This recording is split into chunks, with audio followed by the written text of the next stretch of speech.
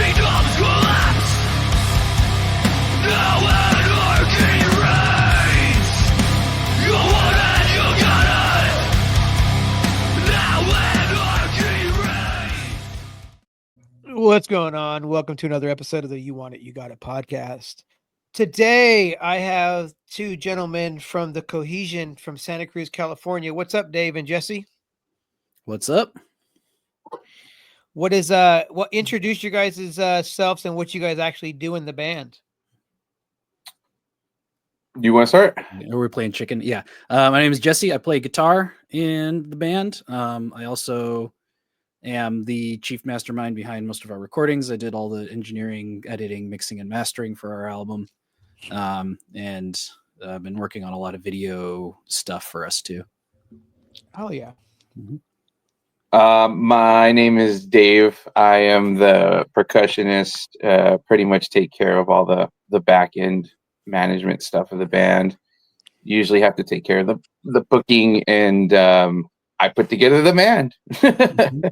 I'm also the remaining founding member of the group that's still in. All right. Well, since you said that, how long has the band been around?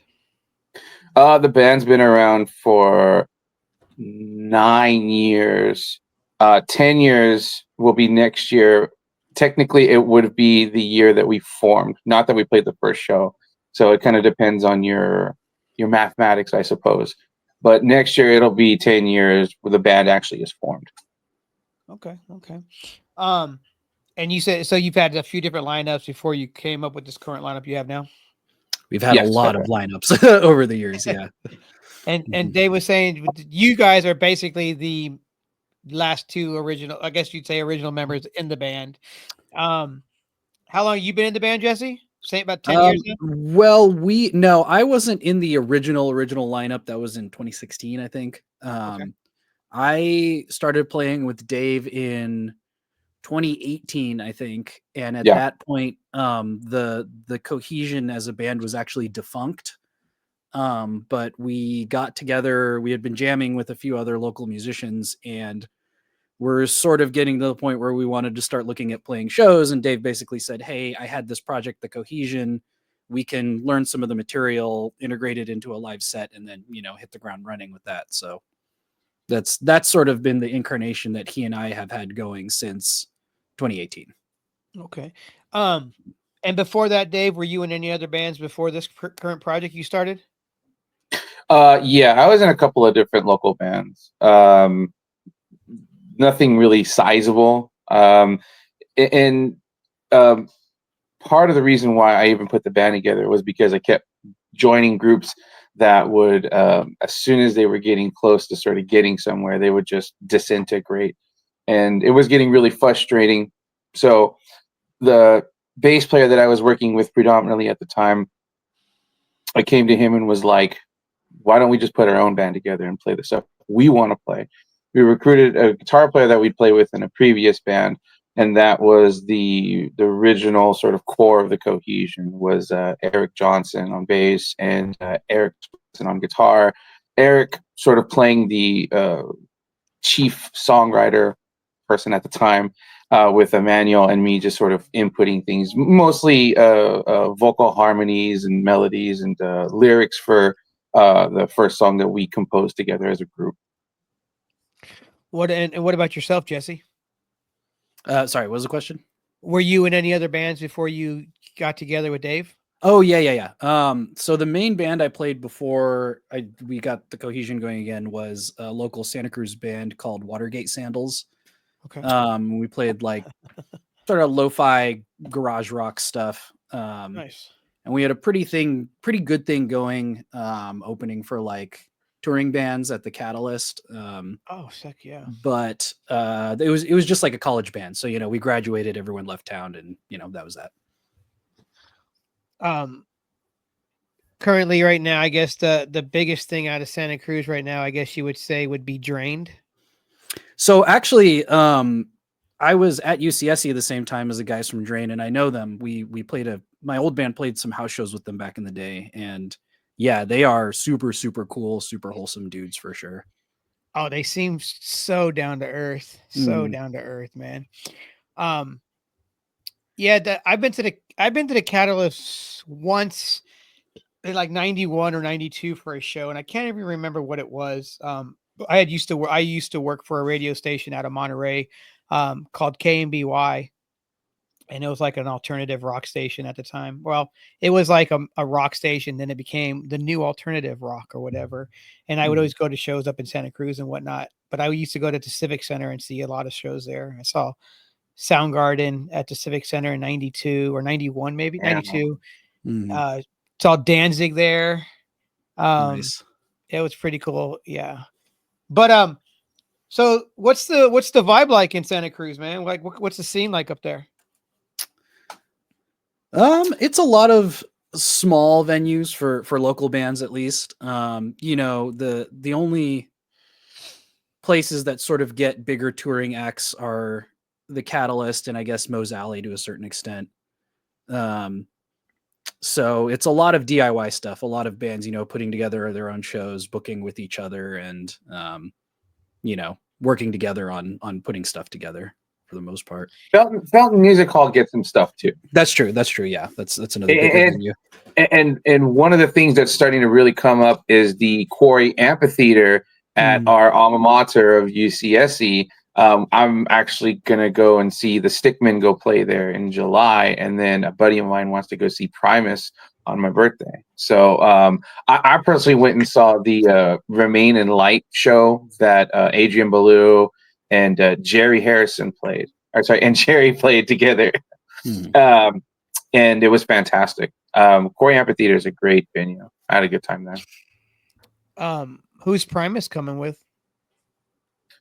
No word on it yet. Us. Okay. We're going to be the opener. You heard it here first. You heard it here for first, sure. That would be dope, right? I mean, I wouldn't say no to that, you know. Hell no. I mean, playing with Primus on my birthday, I think it's like, all right, yeah, you can finish me now because I've already lived, you know. We just got to go convince somebody at UCSC that they need some alumni on the bill. I mean, you start working on it now. I mean, you know? Yeah, Primus is definitely, man, they're such a good show to watch. I got to see them and Tool together. It was really cool. Oh, nice. Yeah, it's like, yeah, you're like, neither one of these bands are gonna suck, you know what I'm saying? And they both, it's like such a great show. And it was like they both played for an hour and a half a piece, so it was worth the money, you know. Yeah. I feel like they're one of those bands that have always consistently had really good bills that they put together. They just had that like a Perfect Circle Pucifer tour. Which Did you guys go to that? No, the tickets were too expensive for me. That's expensive thing, yeah.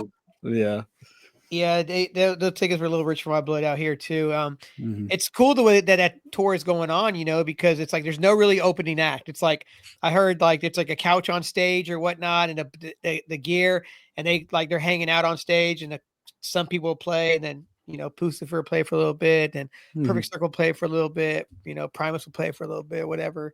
I think it's just cool that whole little tour together, you know. I mean, hell, none of those guys are getting any younger, you know. What's Maynard at now? Like I think 61 or 62 now, you know. But did you see the promo video he did for that tour? No. It was really funny. It was literally like him in a hospital bed rambling to like a nurse about the tour while she's like, okay, yeah, sure, and she's like spoon feeding him because he's like a decrepit old man. Yeah, hell yeah, he has some killer projects, man. I really like Oysterhead. I think Oysterhead was really cool. Yeah, I mean, that dude has so many projects. It's insane. Such a great bass player. Right? There was a show that's on I think Paramount Plus that was hosted by it's Geddy Lee. He has a show on there, and he talks to bass players. And I didn't know that. He hung out. One of the episodes was with Les Claypool, and it goes to Les Claypool. Les Claypool has a hot dog stand up in Marin, and he was taking him out, hanging out with that, and then he took him to his the place where he gets all his custom basses made at. That's been getting made for like X amount of years, you know. He's It was really with cool. Warwick, right? I think. Yeah. Yep. Yeah. Mm-hmm. And then one of the episodes was with Kurt Novoselic from Nirvana, which this guy's a pilot. I didn't know he flies planes and all this crazy stuff. He took Geddy Lee up in his plane and flew over the Pacific. That's pretty ballsy, right? You trust this man to fly you around. Well, you know? especially for a famous musician, you should be wary of small airplanes, I feel like. Yeah. Yeah. I've heard there's been some stories, you know. Mm-hmm. But So was it him or Kurt that threw their guitar up in the air and then didn't was catch Kurt. it right, and then like caught it like right and just like dinged himself? that was- was that Kurt? That that was the bassist. Or was it the bass player? That was Chris. Yeah, that was Novoselic. Chris. Yeah. He Yeah, I flies still around. remember watching that live and being like, dude, he dinged himself, and he totally did. Mm. And he play and he like stumbles to the ground and like kind of like walks off and stuff. And they thought, and I think did Kurt kick him in the butt on the way out? I think he kicks him in the ass. I think he did, off the yeah. stage, you know? Seems like something he would do. Yeah. I believe that was the MTV Music Awards where Kurt Cobain and Axl Rose had beef because Kurt Cobain walked up to Axl and goes, "Hey, will you be the godfather of my daughter?" It's about Frances. And Axl was like, blew him off. And then Kurt was like, you know, fuck you or whatever, you know, but sounds like what they both would have done, you know? Yeah. Were you guys around to get to see Nirvana at all? I mean, I know Jesse, you No. said you were, but are you, what about you, Dave? Are you about the same age? No, I'm a little older than Jesse. But no, I didn't get to see Nirvana, but I would definitely say I was around when I honestly would call grunge a meteor that sort of hit the standard of like what was going on in music, right? Because you had your hair metal, right? You had sort of new wave kind of hanging in the background, you know, it was a very 80s thing, right? My parents started listening to like VH1 like fairly early on, right?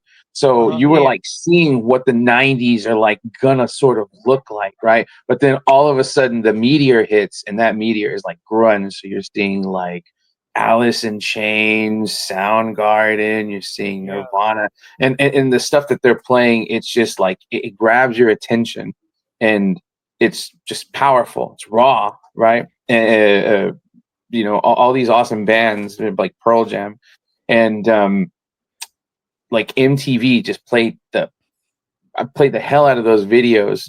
And you started seeing that, and started seeing less of like the hair bands, no more Queensryche, no more Cinderella, no more Rat, none of that. You know, it was getting phased out. Yeah, it was getting phased out in favor of grunge, and I was like, okay, you know, like I noticed this, I see this, but I was like really into rap and hip hop and R&B and such. Same. But you can't ignore what's going on because we all watch MTV. We live off of MTV. And so this is what you're seeing is if you're not seeing Tupac, you're not seeing Biggie, you're not seeing, you know, Easy, you're not seeing Cube, you're seeing Nirvana, you're seeing Soundgarden, you're seeing, you know, Alice in Chains, and you're just like, okay, I notice, okay, you know, this is the other side, this is the big thing, right? But I'd say Nirvana, like grunge is just the meteor impact. I think everything changed when that hits in like the early 90s, you know. Bro, I remember that era. I was probably in like 10th grade when all that became a bigger, when it all blew up, you know. And it was crazy because you see people going, like you said, they went from one thing to grunge like overnight. Yeah. You know, you went overnight. And I'm not gonna lie, I started out as a little hip hop head in the 80s, and then I Mhm. got into the whole glam because I love me some glam and Yeah. hair metal, you know, and then Mhm.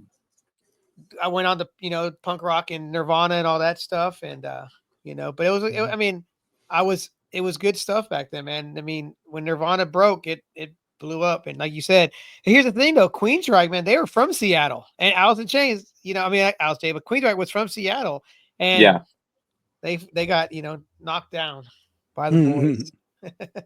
It was just time for that change. It's crazy because there's so many there were so many even bigger bands, not even bigger band, but there's so many other bands besides those bigger ones from Seattle that were so rad, that didn't really get the recognition as Pearl Jam, Nirvana, Yeah. Soundgarden, Yeah, for I sure. mean, Mother Love Bone got a little bit of love, but then you had like Tad. Tad was really cool, Green River. There's so many cool bands from that era. Hum, Failure. Yeah, lots of crazy good alt rock bands from the 90s. Was Failure from Seattle?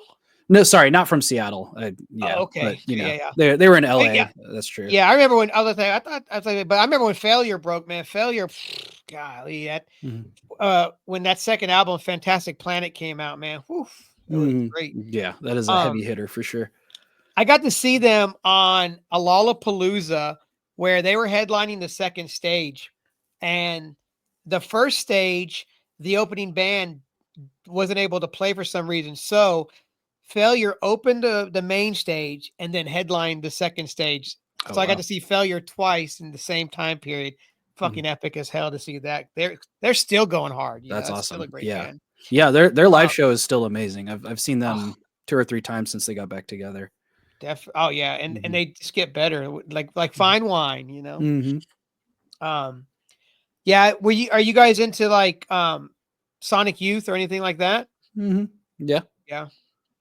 I mean, I honestly, not to I actually that was one of the bands that I think I got exposed to because of MTV and didn't really take with me. And then I saw them on The Simpsons and was like, okay, I have a general good view of them. So I honestly have not listened to too much of them. I mean, honestly, outside of like 2 or 3 songs that like hit heavy rotation on MTV, and I can't even remember their name. But that's not to like, that's not to say I wouldn't listen to them. I don't see them favorably. It's kind of strange.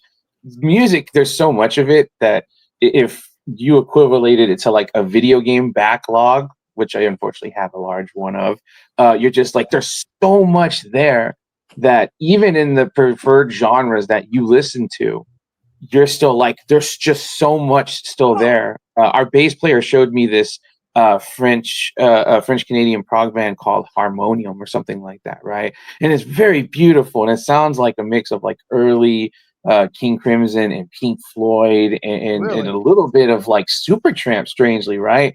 And that's pretty high accolades for a band I've never even heard of. So Sonic Youth, honestly, at the time, I remember them having a really big cultural relevance because, again, they were a band that hit heavy rotation on MTV at times. And so that's what I remember of them. And then being on The Simpsons. And all the alt rock bands from then were listening to them at that time. Yeah. Like, yeah. They were Well, a huge because influence.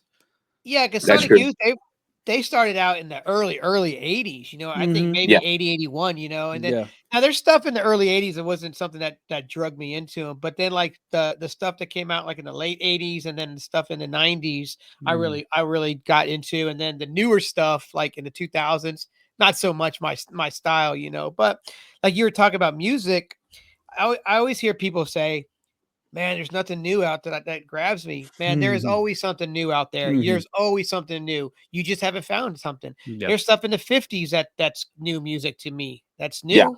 Just because it came out in the 50s, it's not old. I've never heard it, What's let's start with you real quick, Jesse. What's one band that you found that like recently from like, say in like 70s, 80s that you never heard of before that you were like, wow. Ooh. Let's see.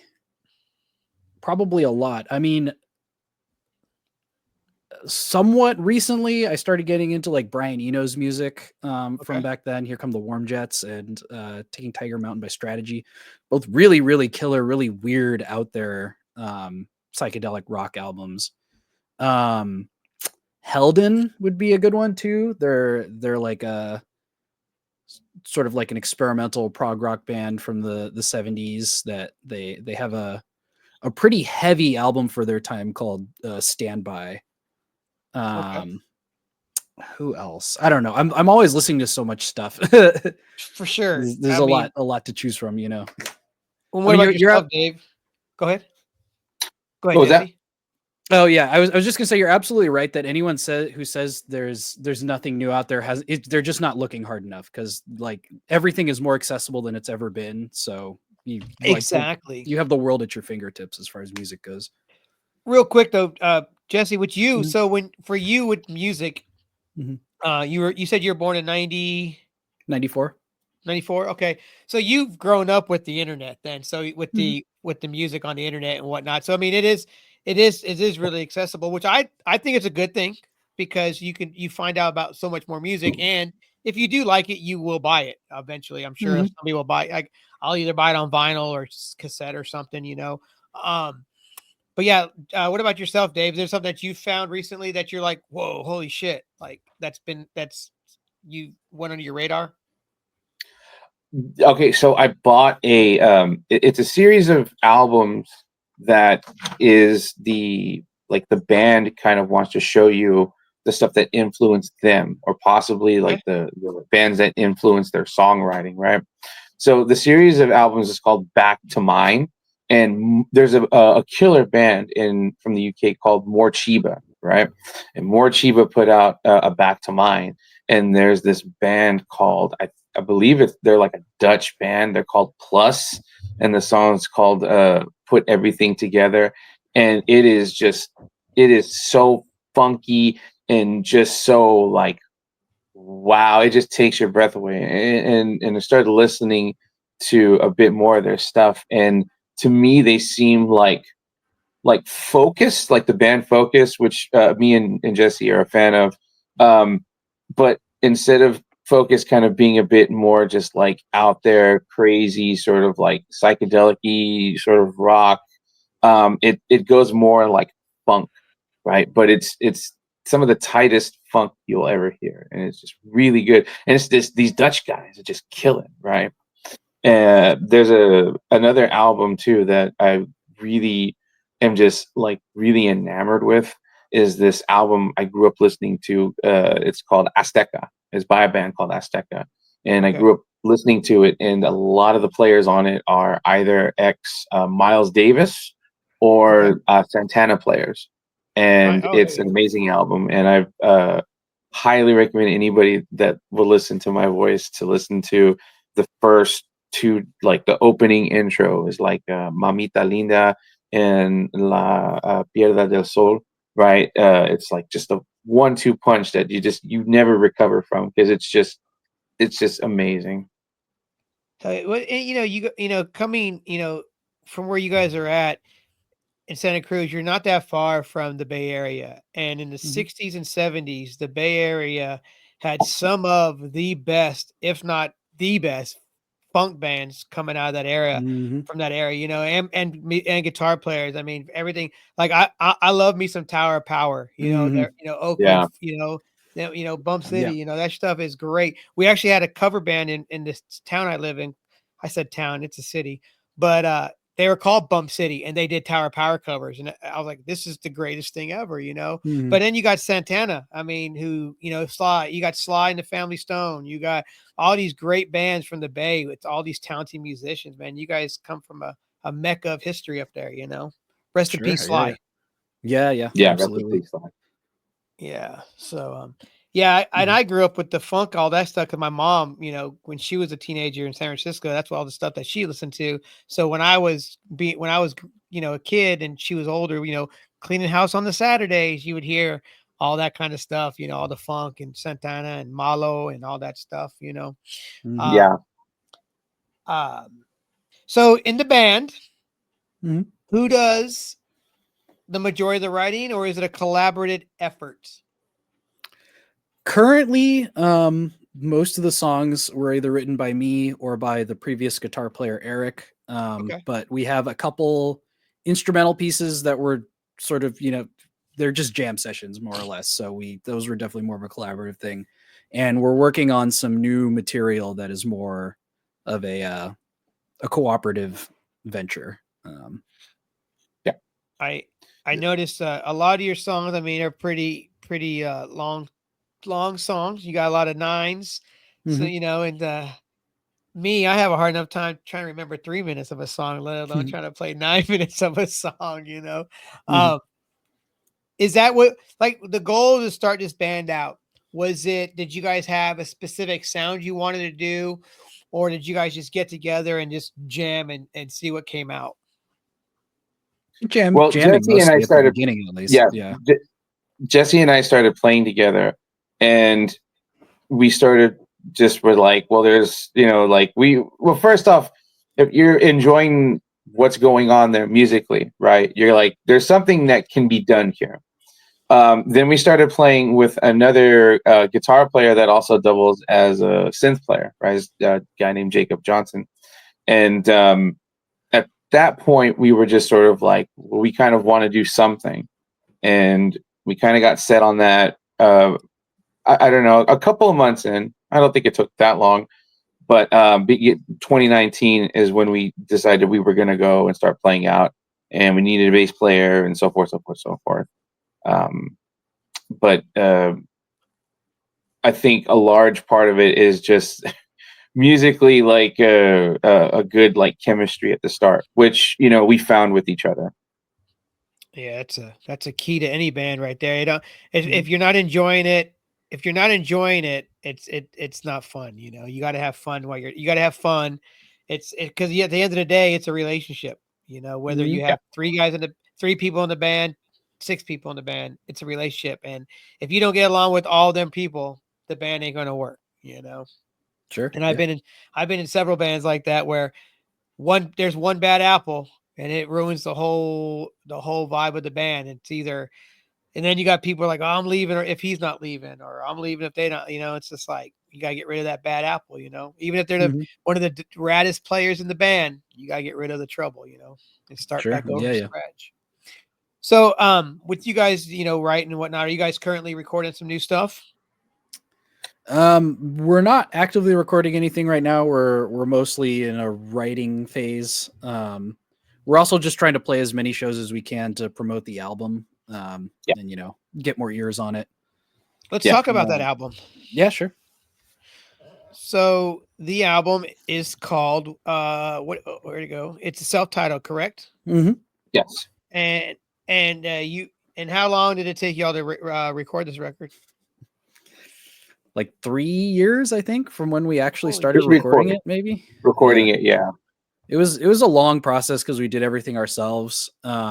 So we started with the drum tracking, which by itself took a long time because we moved studios halfway through, like took all of our stuff from one room and put it in another one. And then, I was sort of just going in with each band member individually and recording each track, piece by piece. And then we had some remote collaborators who, we sent tracks to, and they recorded it on their own and sent it back to us.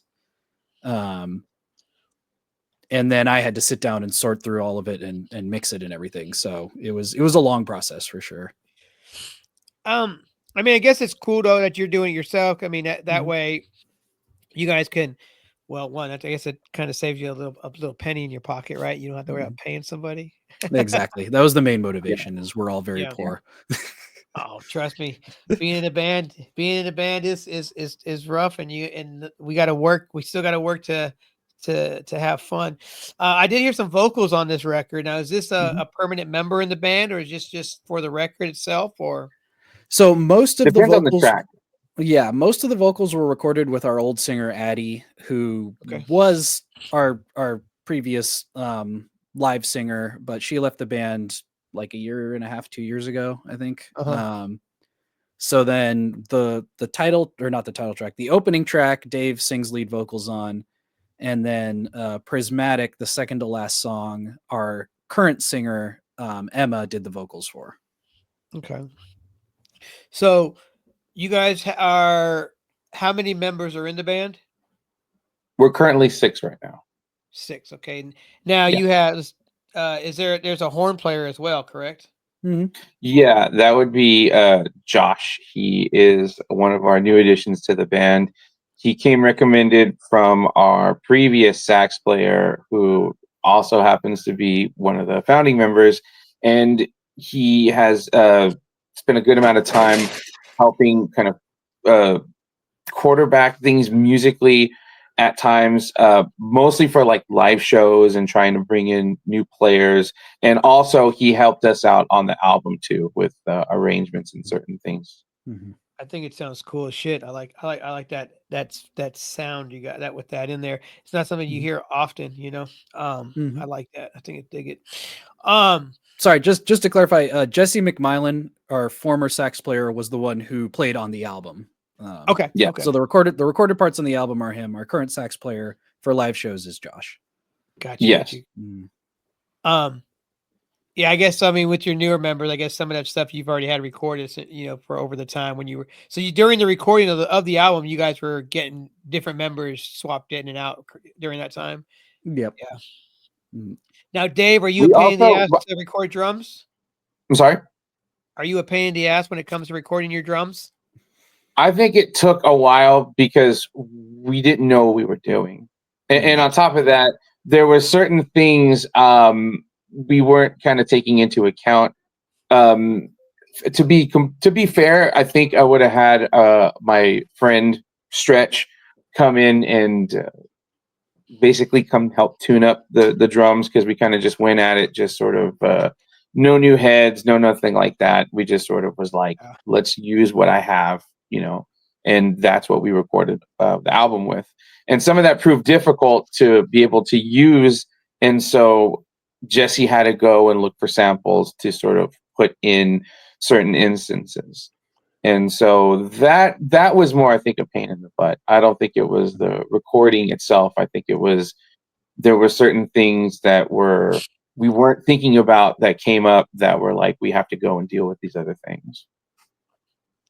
Um, are you particular in your sound when you were recording those drum tracks where like you were like, nope, I want to do this again? Or was it like, were you just doing like one or two takes, or did it take you a while to go back? Did you go back and redo the drums? Like, nope, let's do it again. Let's do it again.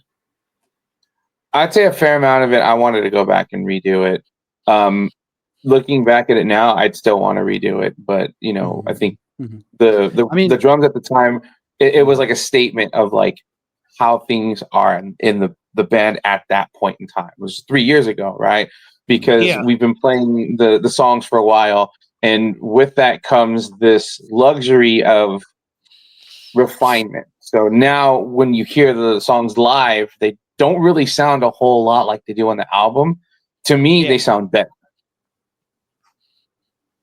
I mean, I mean, and you get that. Go ahead, Jesse. I think we, like, each track we had maybe at least 4 or 5 drum takes per track. So like we were definitely, you know, trying to hone it in until we got a solid take that, at least at the time, you know, we were happy with.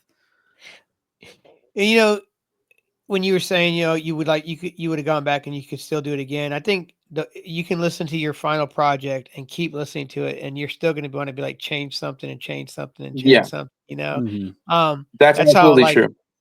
yeah, my singer, like 20 years later, he listened to one of our stuff and he's like, yeah, I should have done this differently. And then something that we recorded, you know, 7 years ago, he's just like, oh no, I could have done this. And he nitpicks still to this day, even though they're Yeah. phenomenal records, still nitpicks everything that he's, you know, it's like, so he doesn't like listening to anything that we've ever recorded because he'll nitpick it. Me, on the other Mhm. hand, I'm just like, sounds good to me.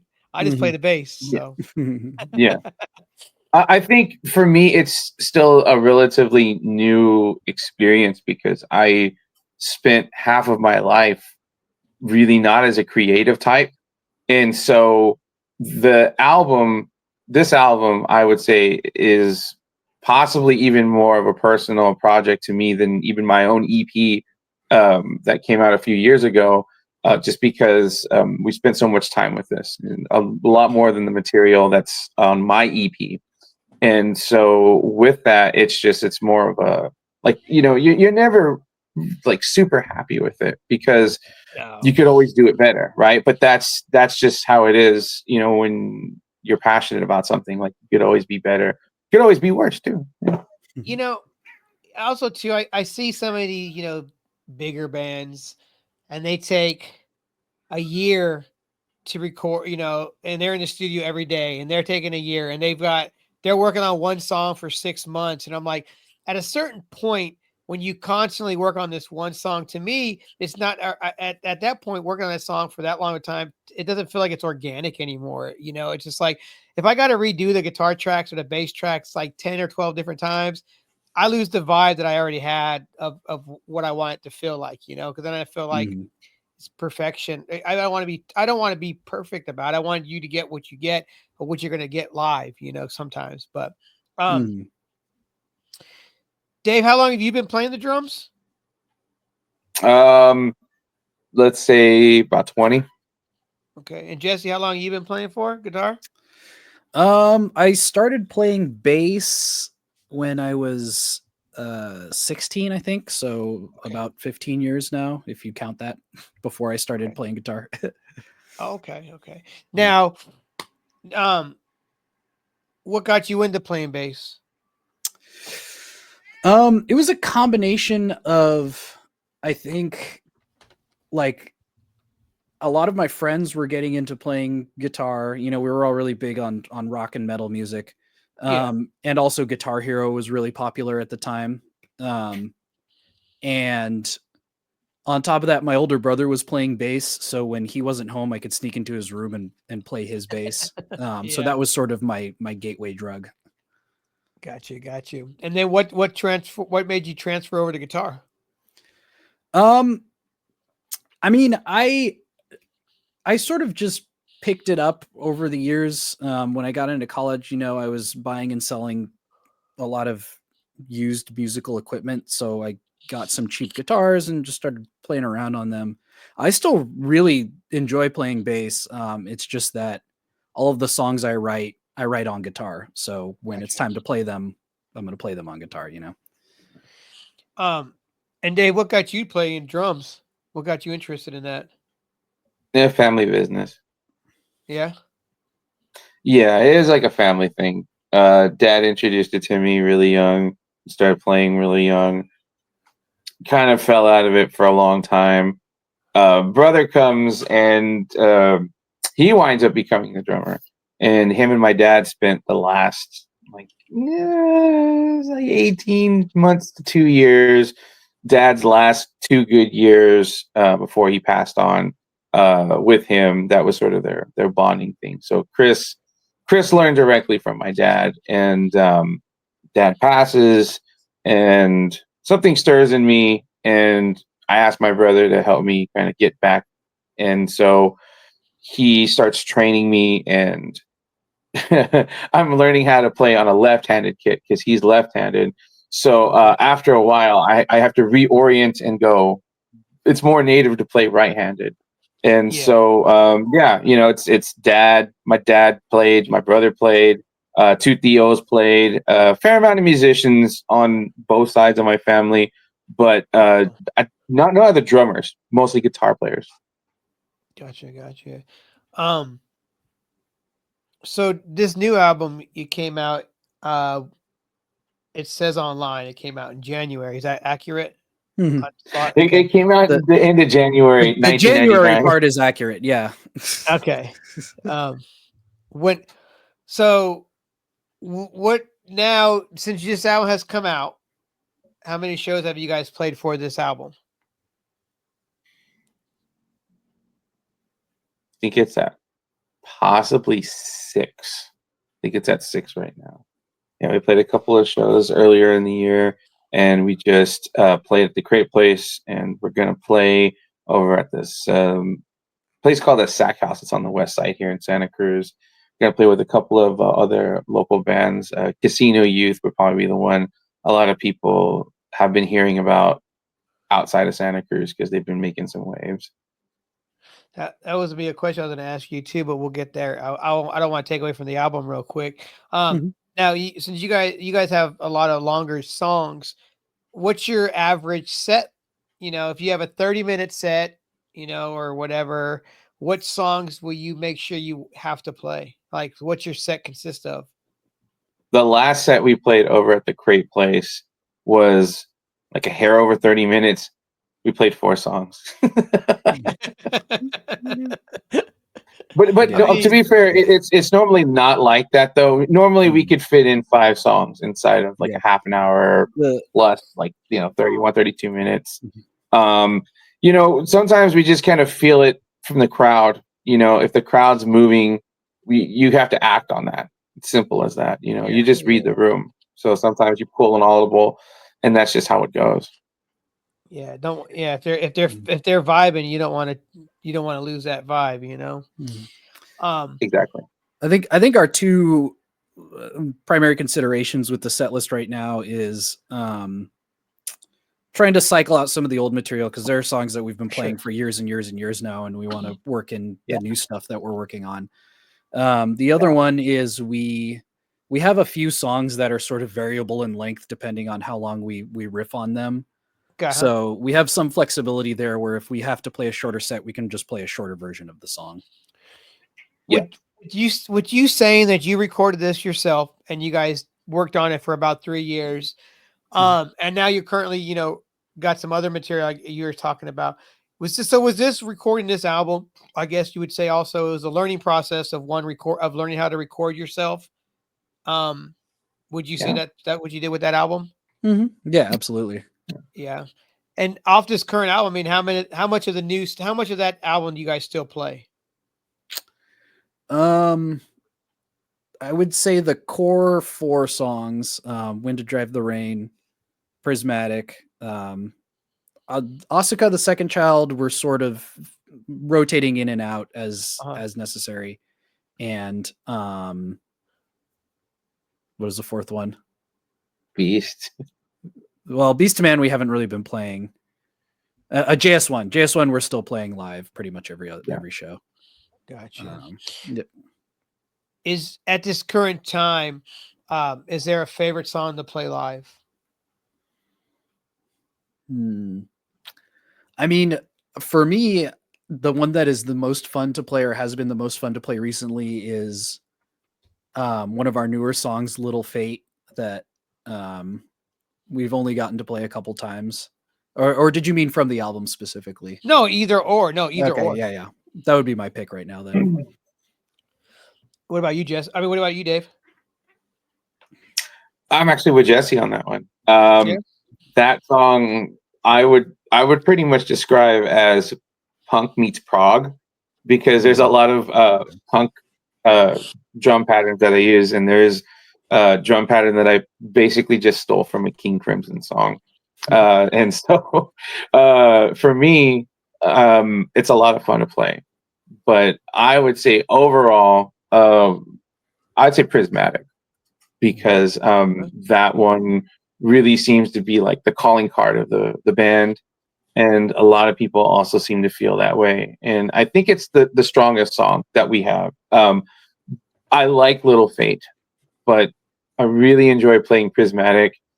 But I also kind of feel as though Little Fate, we are still fine-tuning it, especially with the addition with our new players. And so there's a lot of room to grow on that song. Whereas Prismatic, we've been playing it for a little while. There's something to be said about like nostalgia, where like when you're playing it and it feels good, you're just like, nothing else touches that. Is there a song on this record that's out? Is there a song is any of those songs like a first song that you guys had wrote together? Well, I think the oldest song on the album predates me being in the band, which is Beast to Man. That is one of the first songs you guys wrote, right? Yeah. Yes, that's actually the first song we wrote, because Eric came to us with Asuka and a couple of other songs that we played in the first lineup live that we didn't record, but Beast to Man is the first one collaboratively that all of our names from the original lineup are on the song. Gotcha. Is there a song that you guys feel at this current time will not drop out of the rotation? Prismatic. Yeah, I think that's a safe bet. When to Drive the Rain has been pretty steady too. Because I always feel like there's always those in a band. There's always that one song that will never leave the rotation. You know, Sure. because I mean, it's always become either you guys enjoy playing it or the crowd likes it. And if you don't play it, then they're gonna riot. You know. Yeah. Is so many bands out there like especially a lot of these older bands. Some people just want to hear the hits. You know, when you even though they've been around since the 60s, 70s, and they're still putting out new music, nobody wants to hear the new stuff. They want to hear the hits. You know. And Yeah. they play the new stuff. People are like, "Oh man, what the hell?" Like my parents had went and saw Chicago, and I guess they put out a new album. And the first part of their show was all new stuff. And my stepdad's getting pissed. He's like, man, they have an intermission. He goes, if they come back and they play one more new fucking song, we're leaving. Well, after the intermission, it was all the bangers. And he was like, all right, we're good. We're good. You know, but it's like I've seen Joan Jett, and she's been playing the same set list since the 80s. Like it ain't broke. Why fix it for her? You know? Sure. Yeah. And I mean, she'll throw in a new song, but you'll take one new song over 6 new songs when you have nothing but hits, you know? Yeah. But, so, you guys have any shows coming up in the next week or two?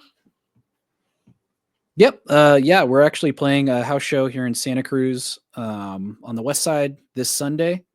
Okay. It's sort of a private thing, so if you want to find it, you'll have to get in touch with one of us to get the address. What do we have at? What's the next one after that? If I'm not mistaken, after that there is July 27th. That's going to be an acoustic set over at Streetlight Records. Although there is a strong possibility we may play something at Sabrosa, which is a fantastic community-run spot for, like we were talking about DIY places, and Sabrosa is probably the most well-known in Santa Cruz, and it's got a really great community. And they do a lot of awesome stuff. So I can't talk enough about them. That's awesome. I love good venues like that, you know. You were talking about, about the show you got Sunday coming up, and email for directions or whatever. We have a venue like that here in town, and there's one in Nashville as well. But people that after a while, that venue, everyone's gonna know where this house is by now, because it's the same house that they always do, but they're always like, email for directions. It's like, all right, we've been playing this, the show's been going on at this venue for the last 2 years. People know where the venue's at by now, but it's still cool though, because it's literally somebody's physical home. They just move everything out of the living room, and that's where the show is in the living room. And I think that's so DIY, you know what I'm saying? And so punk rock, and it's just cool to see people that's still doing that, Me, myself, I don't think I could I couldn't do the house shows in my home anymore. I'm a little too old for that, I work too hard for what I got in here to have a house show, Sure. I mean, so some of the most fun shows I've ever played have been at house shows. There's nothing like a mosh pit in a basement. I just got 3 words for you. What's up, Denny's? The Denny's Grand Slam. I mean, I played a Denny's pit. It's so crazy because that just started getting a resurge again, that video, and that was like 10 years ago or 12 years ago or something. But now, then Denny needs to lean into that. Well, here's the thing: they're doing them at Sonic's, they're doing them at Taco Bell's, they're doing them at like Wendy's and Arby's. Like they're doing them everywhere nowadays, which is cool as shit. But the coolest part was Blink-182 did a show at Denny's in LA or somewhere. It was like their first show back, or it was something like that. But they made shirts that said Blink-182, and on the back it said, "What the fuck is up, Denny's?" They should have played at Roscoe's. Right. See, that's what needs to be done, or somebody needs to go play like In and Out or somewhere, No. Like Jesse's a big fan of, I guess, of Tommy's original Tommy's Burger, something like that. I would totally play the fuck out of a Tommy Burger show. Yeah, for sure. I played a Fat Burger, honestly. Fat Burger. What? Do you guys have Foster Freezes in Santa Cruz? Oh yeah, we got one. Yeah, there's one downtown. I think there's I one in used to have a Felton direct- too. I used to skip school and we go sit like literally our school was open campus and right across the street was Frosty Freeze. We I don't know why we would skip school and go there because you're right there by campus. Like you honestly could just get caught, you know. But we would go Yeah. to Frosty Freeze, sit there. We would order a thing of fries and just play cards in the back for the period or whatever. But Mhm. talking about food, if you guys if the band was a value meal, what would be in on your meal? I think it would have to be like some kind of chicken sandwich with bacon. That would be my vote for item number one. Okay.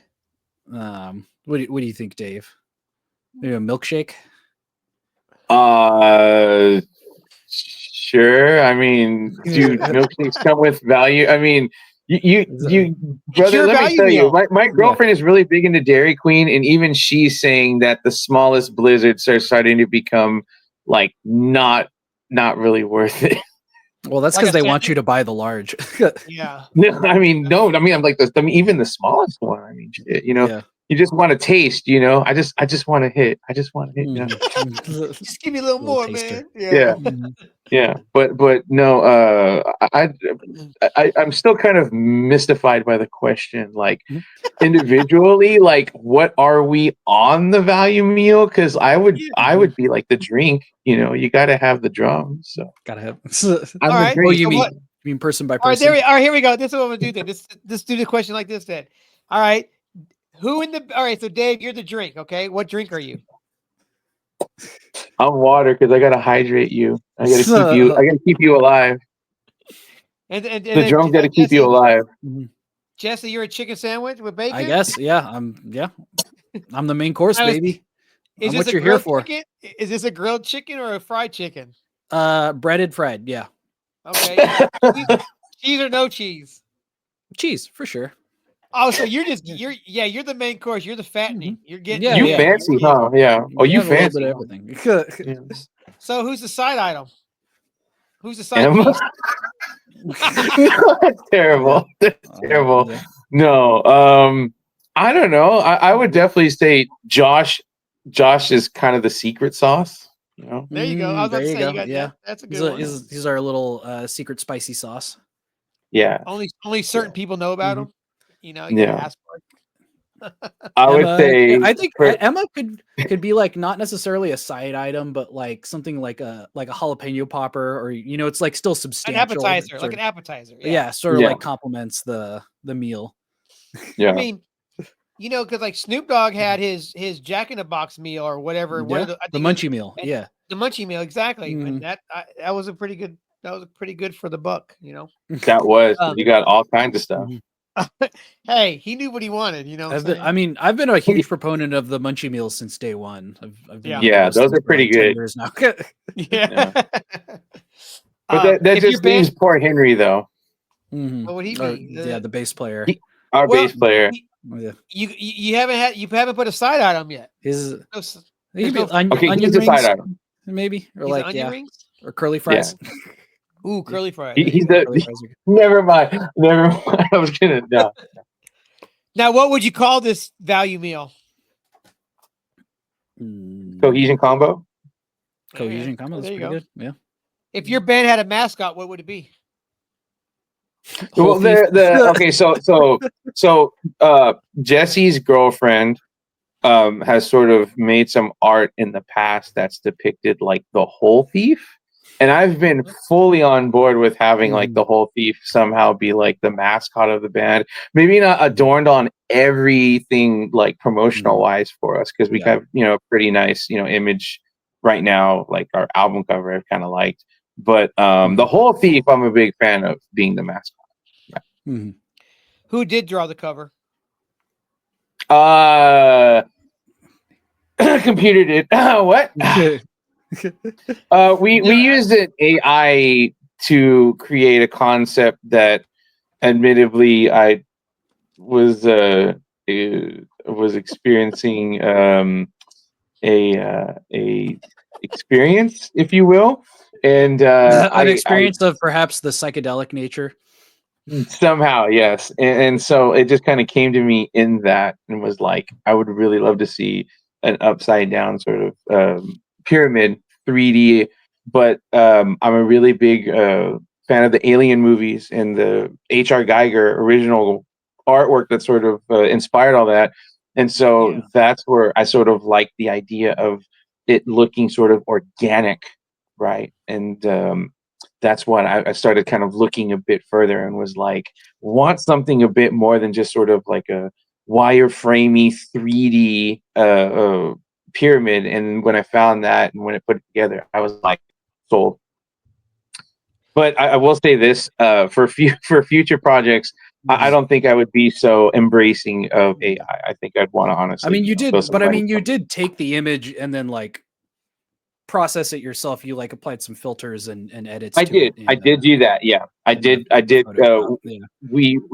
We created actually a really cool test animation with all the different iterations that I made of it, and we're actually possibly going to debut it at our show on Sunday. So Hey, everything's a learning process, and you said you won't do it again. You can get one AI. You get one Everybody AI. gets one. Yeah.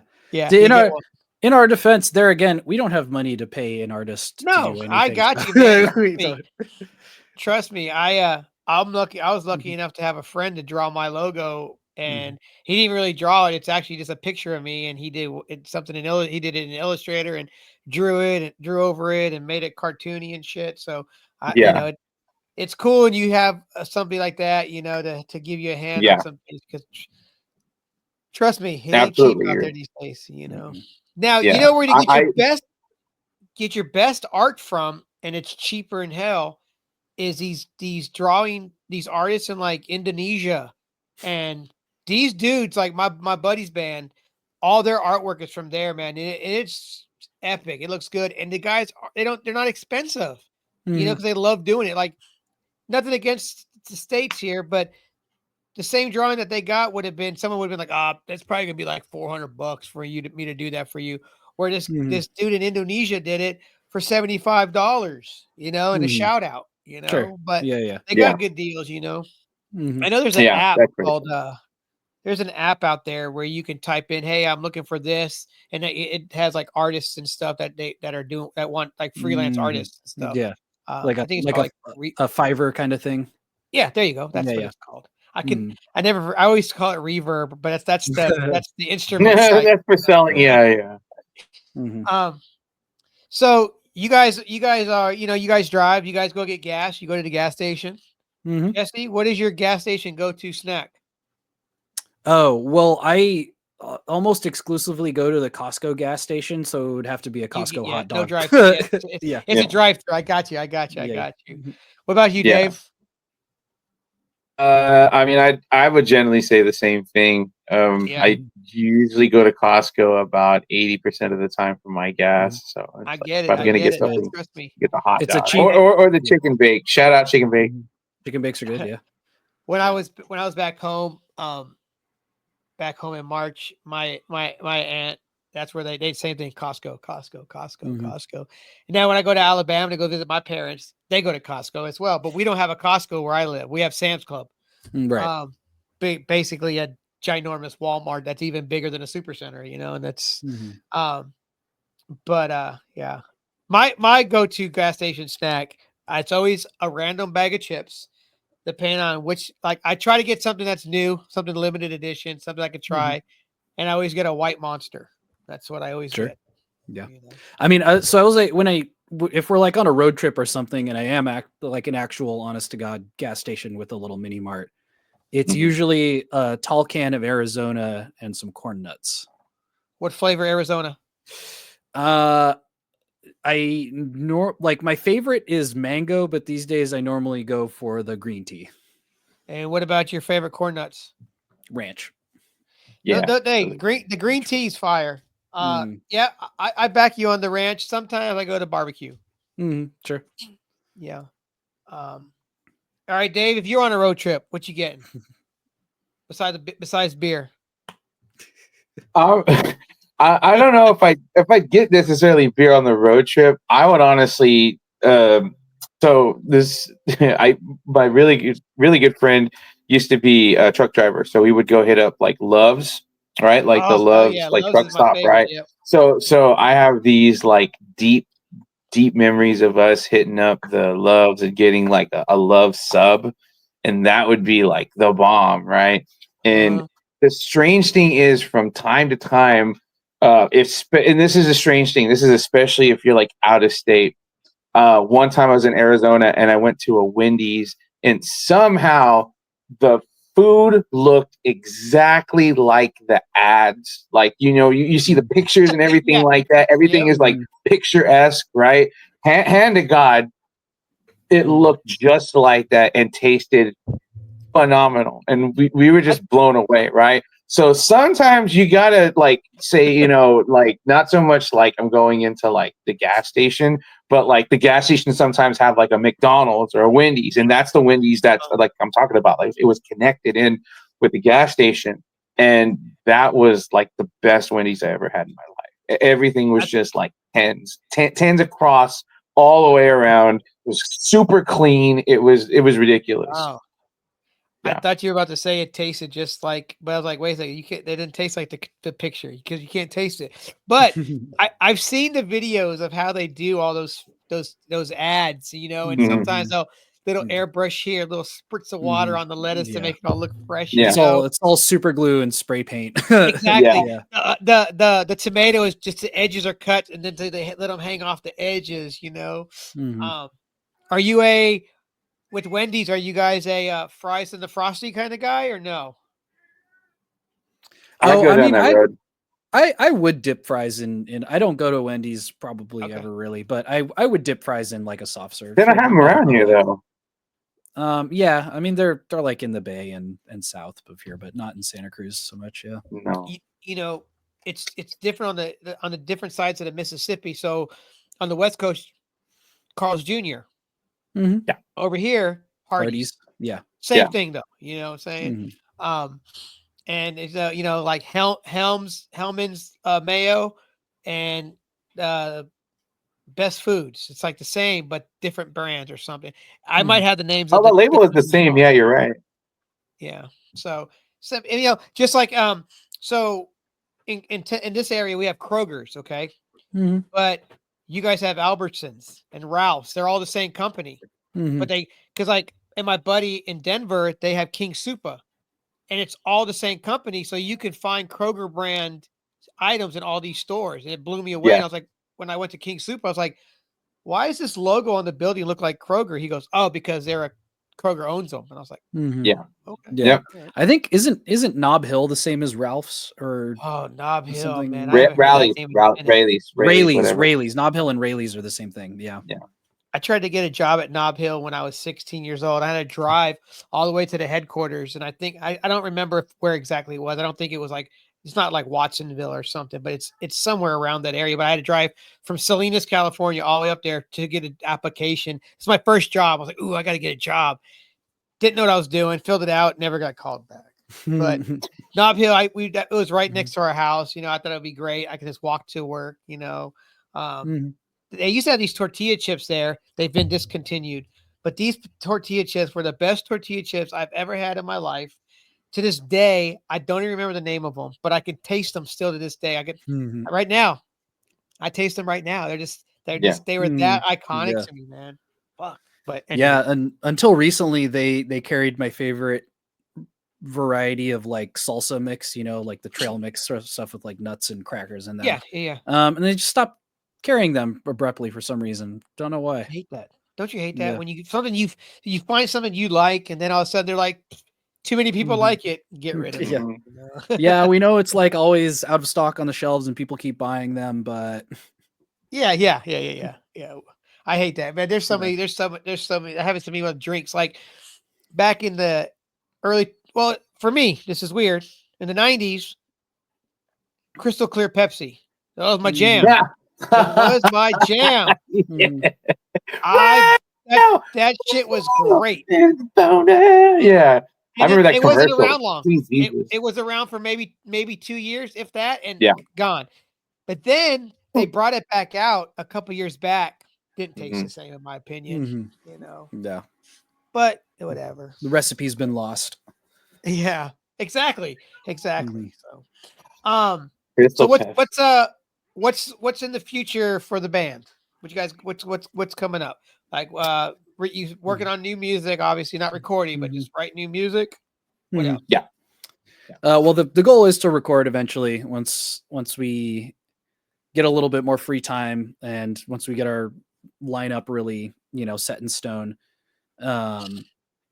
We have several shows booked up until the fall. So we're going to be at the Eagle in San Francisco in a couple months. We have a show in Pacifica the next day, I think. Winter's Tavern. Yeah, And Winter's Tavern. Are you guys?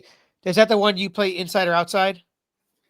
We've done both. Is that Yeah. one going to be in? Do you know? Believe it is in. Yeah. Probably going to be inside. Yeah. Yes. Man, I would love to play outside and just smell that ocean breeze. Yeah.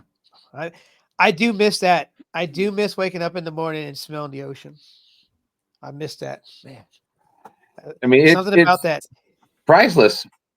Yeah, I mean, you. There's nothing like it. It's refreshing. You know, you know what I miss too. This sounds really weird. I miss fog. I miss waking up in the Yeah. morning and Yeah. fucking the fog is so thick that you can't Mhm. see 6 feet in front of you.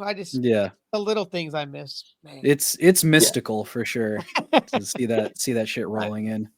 Missed the. I mean, there's all kinds of little things I miss from Mhm. about California. But when I go back, I'm just like, yeah, you Mhm. know. I go back once a year, so I still get it every once in a while. you Yeah. know, so. Yeah, that's good. It's good to know people in different places just so you can go visit and, Mhm. get Well, a little taste of everything. all my family is still in the Bay Area, so Mhm.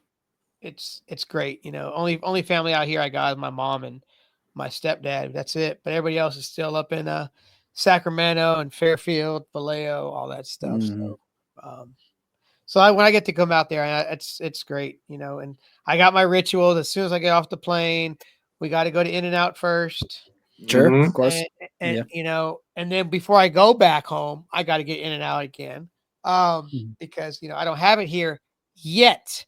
They just Mhm. announced that the Nashville area is getting 15 In-N-Outs. Oh, wow. Holy Within shit. but that's just not Nashville. It's like my city's getting one. Nashville's getting like 10, I think, but Mhm. all the surrounding areas is getting them. So I'm excited. So 2026, I should have Nice. In-N-Out, but I mean, we got that's the funny thing is like I love In-N-Out. Dave loves In-N-Out. There's no In-N-Out in Santa Cruz County. If you want In-N-Out, you have to go up to San Jose or down to Salinas. Or Selena. yeah, Salinas. Yep, Mhm. I love that. There's have you guys ever played in Salinas? No, No. I mean, I don't. But I don't we're even not really opposed. know. We're actually Yeah. trying to look into kind of getting down there. But as Jesse was saying, we have stuff booked up until like the fall. And so after that, we kind of want to like look at things and, we have stuff we want to work on. So, I mean, at that point in time, we just kind of go from there.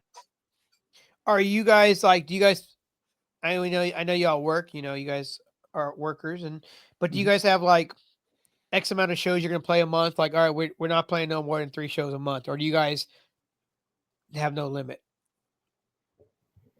We usually play it by ear based on what we get offered and what we Gotcha. can put together. But usually when we're actively playing shows, like 2 a month is the average. Sometimes 3, sometimes 1, but that seems to be the most manageable, I think, for us. Gotcha.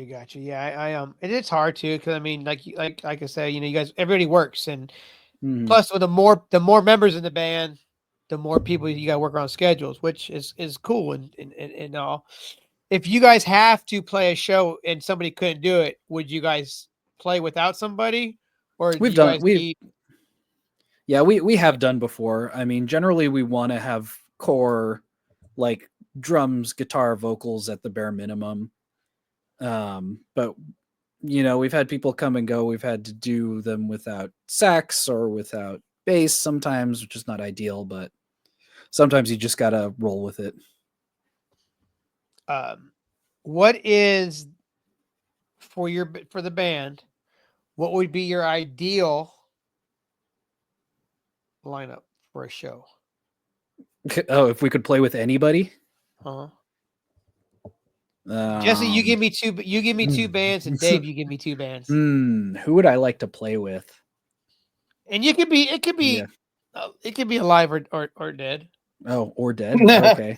Shit. Then let's get like 70s King Crimson. Shovels. Right? Let's get some shovels and dig up some not the dead. Not the dead. Not the Grateful Dead.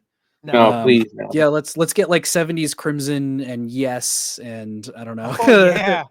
Yes is so rad. Maybe like Camel. Yeah. Porcupine Tree. Fuck it. Play open for them. That would be sick. Yeah, I have you guys opened up for any touring acts, or is this all like local shows? All local shows, really. Yeah. Mostly local shows, yeah. Who are some of the locals you like to play with? We just played a show with this group called Rio and the Soup, and I would say their eclectic kind of style of playing is similar to ours in terms of like how eclectic the music is, right? And they put on a really good live show, so I'll give them that. And we're probably going to wind up playing something again with them sometime. You know, they were feeling the vibe too, so it's just a matter of time. Mm-hmm. The Helltones were at that show. They were really good too. What kind of music are they? Helltones? Yeah, are they a ska band? No, they're like a garage rock band. Okay. Have you guys played with Goof? No, I haven't heard of them. No, but we're friends on Instagram.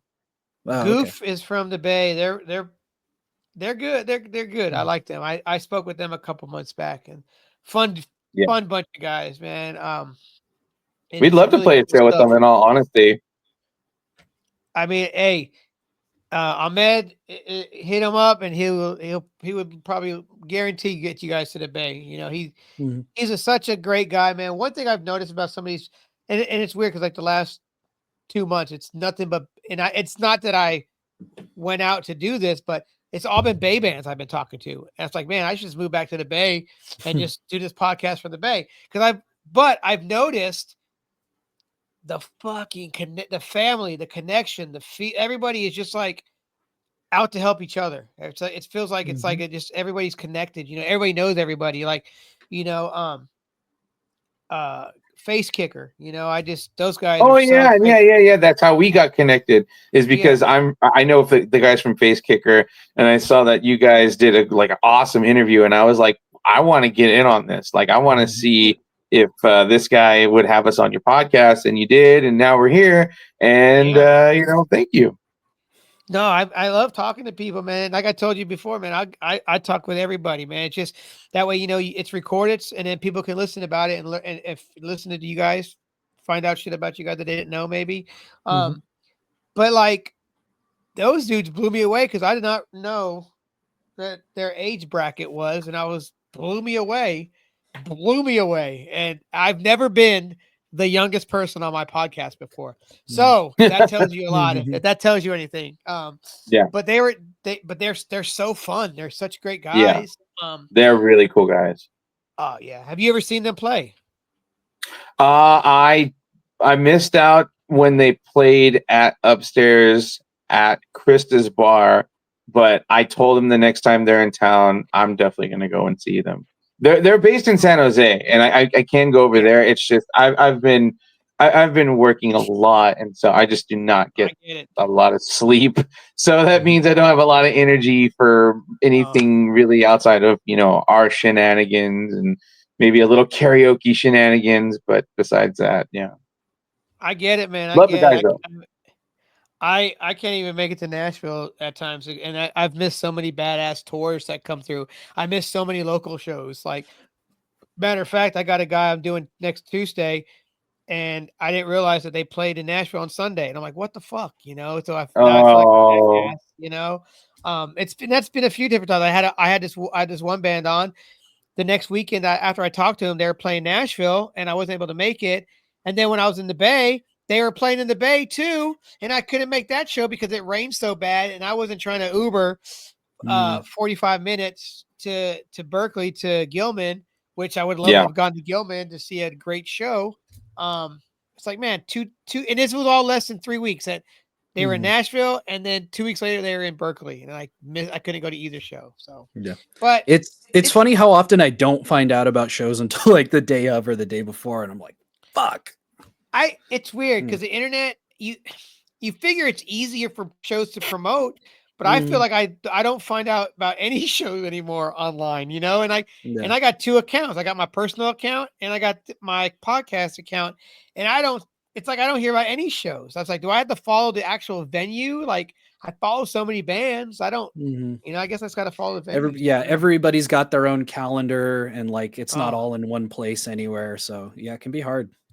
Yeah, it sucks because I hate missing out on shows because, they're probably like, oh, this guy does a music podcast, but he don't even come out to shows. And I get it. And I would think the same thing, but it is hard because I do this and I work, and I'm about to start another podcast, and I'm about to start playing music again. So I'm not going to have any time for anything, but maybe not even sleep, but you can only go to so many shows. It's you just can't get them all.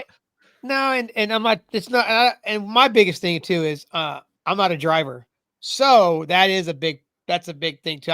So if I want to go to a show, I gotta be like, who's going to the show? Like I'll pay anybody way into a show if they want to go to a show with me, like my homeboy, we went to Metallica, last month, and I paid both our tickets to get in. Was it a lot of money? Yes, it was, but it was worth it. It was, 2 great days of music. I had fun, but it was worth it. Like I wanted to go see the Melvins, a couple weeks back.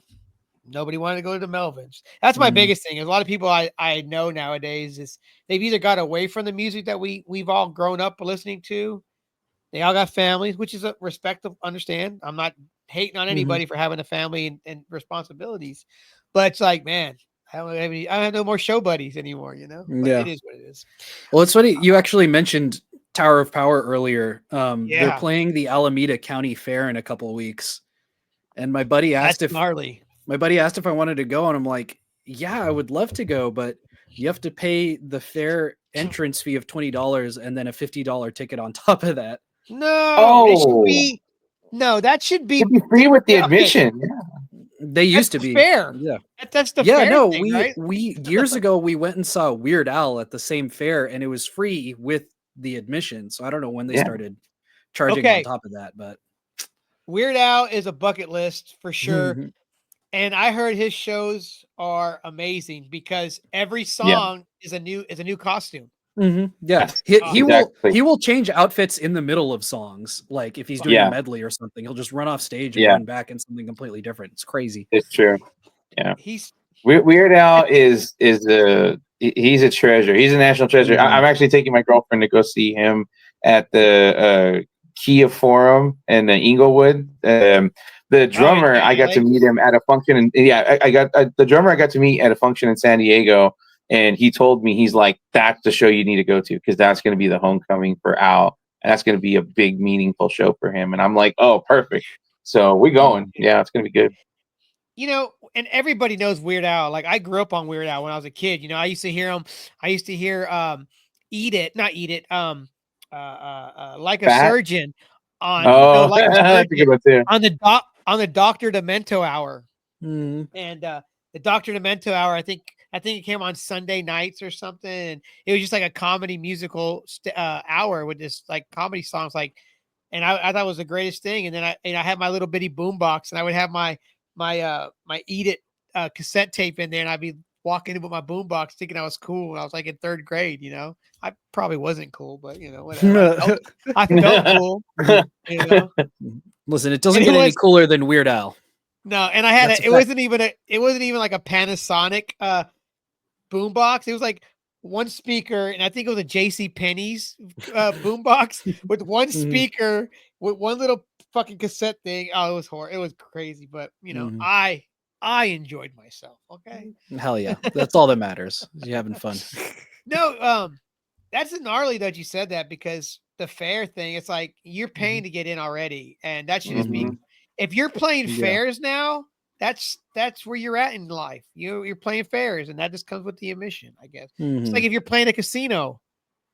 Yeah. Casino band should be free, but no, I'm gonna go see Loverboy in August, and it's $25. But I'll go pay $25 to see Loverboy. I don't care. Mhm. That's a fair price. Yeah, I mean, now it's a casino price, but bump. Hey. $30 for Pablo Cruz.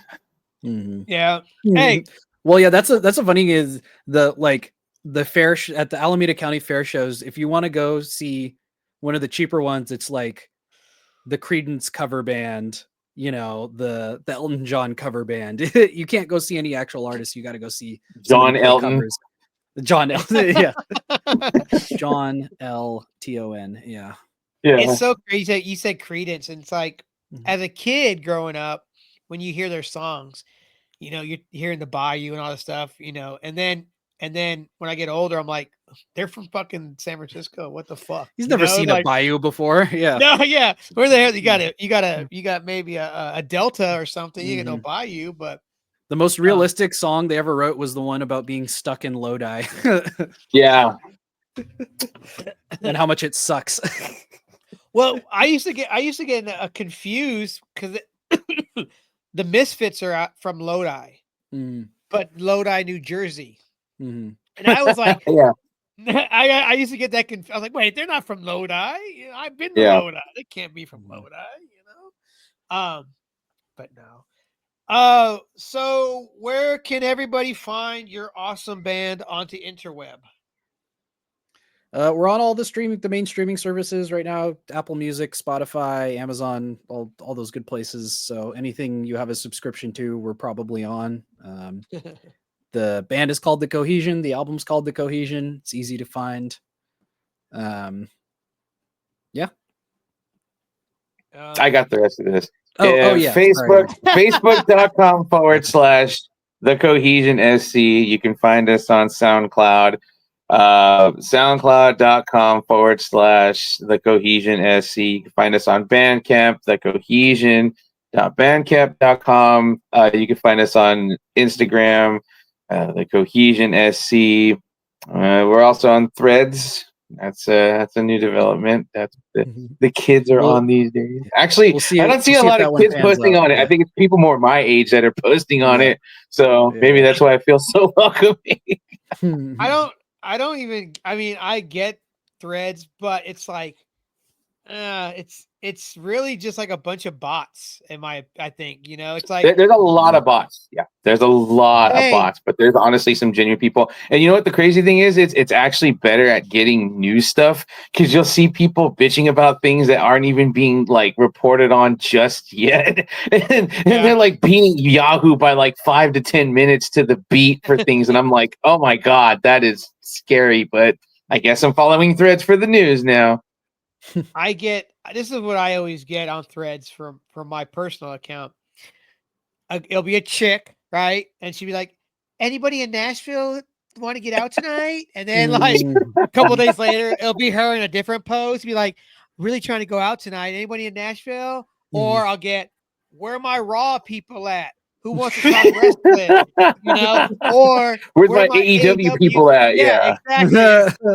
It's like I get a lot of that, which I guess that's my algorithm for her as I'm watching AEW right now. But that's what I get a lot of. But then I go to my podcast page, and it's just random stuff on that one because of all the randomness that's off of pods, But I use it. I'm not gonna lie, I use it. I use Twitter, whatever it's called, X, I guess it's called. X. Which X Twitter. Yeah, there you go, X Twitter. Which all it is porn on there nowadays. It's like amazing. If you want to see porn videos, just go to Twitter. I'm like, what the fuck? It's like okay. This is totally off the subject, but since I said the word porn, I got to say this. And everybody's seen porn online. They used to have a share option, right? You want to share it to your Facebook? Do you want to share it to your Twitter? Blah blah blah. yeah, I want to share it to my Facebook page so my whole family can see what the hell porn I'm watching. You know, it's like, what's that even option there for? You know, but I'm gonna share it to my porn Facebook group. yeah, right. But yeah, Twitter's a joke these days. Anyway, that's all. I mean, used to like it. All of the social media platforms are just getting steadily worse, I think, as time goes on. Yeah. Yeah, Between AI and bots and like people's inability to say anything meaningful or profound. yeah. I got off the Facebook because I stay on the Instagram because I like looking at pictures. You know what I'm saying? Yeah. I mean, Instagram, I think, definitely benefits from being more limited since it's just like if you don't have a picture to post, don't use Instagram. Like it's pretty simple. Yeah. I remember when Instagram first came out, it was strictly only for iPhone users, and then when it went over to the Droid world, I remember the week before Androids got Instagram. They were like, everybody, the trailer park's coming, and they're like putting all these memes up of trailer park people looking at Instagram and stuff. And it's like, and then Instagram came, or then the Android world came. I don't know if you guys are Android or Apple users. Do you want to hear something funny? Go ahead. My first smartphone was a Windows phone. That's a throwback. Yeah. I had one of those. Yeah. That thing was a piece of garbage. I never had one, but they made something. Was it? I don't know what the word I'm looking for is, but BlackBerry. Okay, they came up with the BlackBerry thumb or BlackBerry hand because your fingers would get your thumbs would get stiff. So from typing on the phone all the time. So now when your phone, they call it the BlackBerry thumb or something like that. But I never had a BlackBerry though. I never had the cool keyboard on my phone. You know, never got one of those sidekicks. I always wanted one. Oh, the full I never keyboard. had. With the push out screen, and you could hit. Yeah, I remember that. I mean, I was pretty good at T9 texting, so I didn't really feel like I needed that. Yeah, 1 2 3 1 8 1 1 2 3 4. Yeah. Yeah. That's like, hey, I came from the days where with a beeper and you had to page somebody, and then you put the code in afterward, and then hang up, and then sit there and wait. And like, no, you can't use this phone. I'm waiting for a phone call. You know. I remember beepers. My dad had a beeper. Yeah, is he a doctor? No.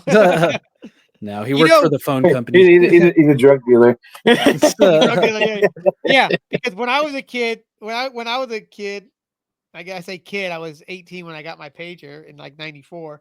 But that's all who had pagers back then were drug dealers, you know. And I got one just because I was like, I need a pager, which I guess I did because that's how I got a hold of my friends and shit. But that's all whoever had them. They were drug dealers and doctors, you know. Now doctors still have beepers, which is kind of crazy because they still got to look and be like, let me get my phone out. And call. Like, you can't just text me that same shit. I'm like, I don't get it. Whatever. Yeah, I don't know. They're too lazy to get the technology feasible. Yeah. Hey, I'll take I sometimes I just want to go back to a flip phone, you know. Because I'm on my phone too much. I'm guilty. I'm on my phone way too much. Well, you know, now they're making flip smartphones where like the screen folds in half. All right. Yeah. Motorola was it Motorola that came up with the new Razr? Motorola Razr came out and it did that, and that tripped me out. I was like, wait, what? And this guy, you folded it, but then you could still have a front screen, so you could still see things on your front screen, and then you open it. I'm like, that's pretty cool, but I'm cool. Just no, good. I'm cool off the foldable phones. Yeah, no. I mean, I was thinking about getting one, but it turns out because it has to fold in half, they have to use like a battery that's half as large because you can't fold a battery in half. So the battery life is like just not very good on them. Oh, hell. Yeah, I don't know. Well, gentlemen, is there anything you want to tell anybody before we get out of here? I mean, I think we went over all the shows we have lined up. Please listen to the album. Please come see us. We're friendly people. We like talking to people. Yeah, you know where to find us, and we'll be around. Stay tuned. Stay tuned. You never know what's going to come from these guys. They're Santa Cruz's favorite love children. or vampires. I think there might be some Lost Boys. Mhm. Only one way to find out. Oh, real quick, I meant to ask you this. I Mhm. meant to ask you: Have you guys ever watched Lost Boys on the beach? Oh no, I No. have seen some of the Boardwalk movies on the beach, but I have not gotten Yeah. to see Lost Boys yet, unfortunately. Saw Home Alone 2 on the beach. Mhm. Yeah. Lost was in that? New York. Yeah. Hey. I mean, it's got Tim Curry. Yeah. That's Yeah. a plus for sure. Yeah. We saw You got other Princess people in it Bride too. on the beach. That was good. It's always a good All movie. right. I hate to say this. Mhm. I just saw that movie last year For the first time. for the first time. Oh wow. Wow. Yeah. And here's the thing is I didn't realize it came out in like 88. Mhm. Yeah. I thought it came out like in the 70s.